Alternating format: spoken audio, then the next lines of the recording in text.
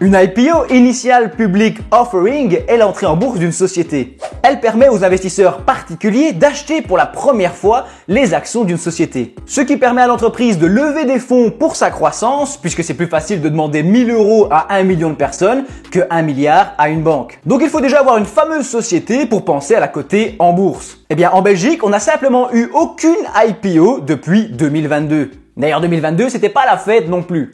Mais aucune IPO, ce n'était pas arrivé depuis 2012, donc il y a de quoi se poser des questions. Et se poser des questions, eh bien c'est justement ce qu'on fait sur cette chaîne.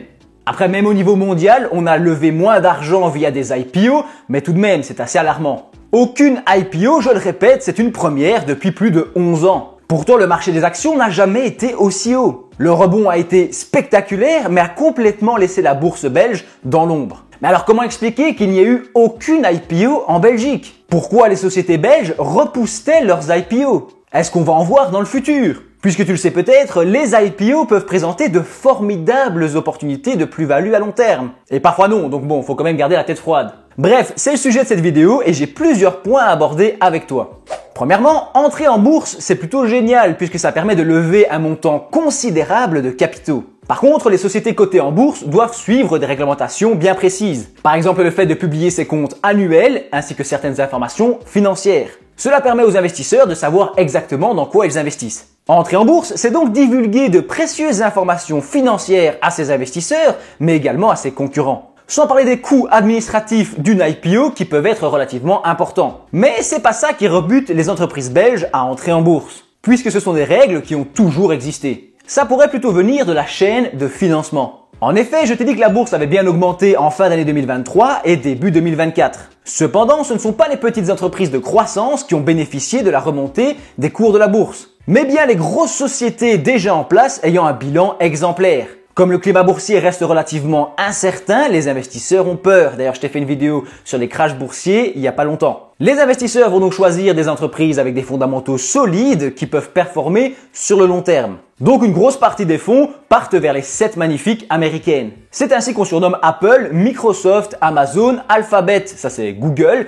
Meta avec Facebook, Instagram et WhatsApp, Tesla et enfin Nvidia. Ces géants de la bourse ont atteint des sommets incroyables et c'est en partie parce que les investisseurs cherchent des refuges. Les marchés boursiers débordent un peu de liquidités en ce moment, mais la question c'est où placer cet argent. Et donc pour ne pas prendre trop de risques, pourquoi pas se tourner vers des entreprises où on sait qu'elles vont rester là pendant plusieurs années. Si tu me suis déjà, tu sais peut-être que je donne des cours de finance. Et dans ce cadre-là, j'organise un jeu où les élèves reçoivent 100 000 € de faux argent à investir dans la bourse réelle. Ensuite, ils doivent présenter leurs résultats aux autres et expliquer ce qu'ils ont appris. Eh bien, je te le donne en mille, ces apprentis investisseurs choisissent presque tous d'incorporer les 7 magnifiques dans leur portefeuille. Ce sont les premières entreprises qui leur viennent à l'esprit en ce moment, loin devant des entreprises belges. Autrement dit, les investisseurs jouent la sécurité en misant sur de grosses boîtes qui ont déjà fait leurs preuves en laissant les petits projets sur le bord de la route. Petits projets qui sont alors réticents à se lancer en bourse et à réaliser une IPO. Puisque les investisseurs ont peur que cette IPO ne présente pas les résultats attendus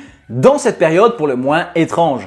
Pourtant des fonds, je te l'ai dit, il y en a, les marchés boursiers débordent de liquidités, cependant elles ne sont pas distribuées de manière équitable. Alors peut-être qu'en Belgique, on manque de liquidités. Si tu as vu ma vidéo sur les bons d'État belges, tu sais que la réponse est non. Par exemple, la campagne du bon d'État d'août 2023 a permis de lever à l'État belge plus de 20 milliards d'euros.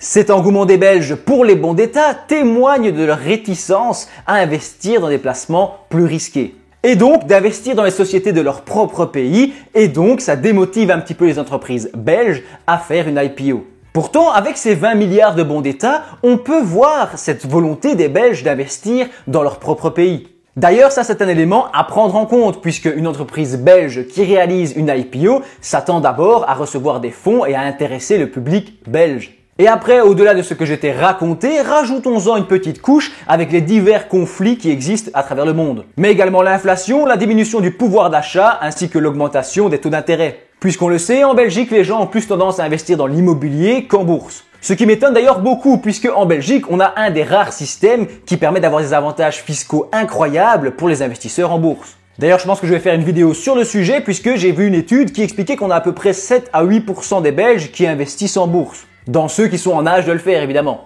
Mais bref, en attendant, tout ce que je t'ai raconté crée un climat très étrange sur les marchés boursiers. Certains analystes se mettent d'accord sur le fait que de nouvelles IPO américaines relanceraient la machine en Europe. Ça aurait en quelque sorte l'effet d'un feu vert pour les IPO. Attention quand même parce que dans cette vidéo, je t'ai présenté des éléments glanés ici et là, mélangés avec des opinions personnelles. La finance n'est pas une science exacte et c'est ce qui est justement le plus passionnant dans ce domaine.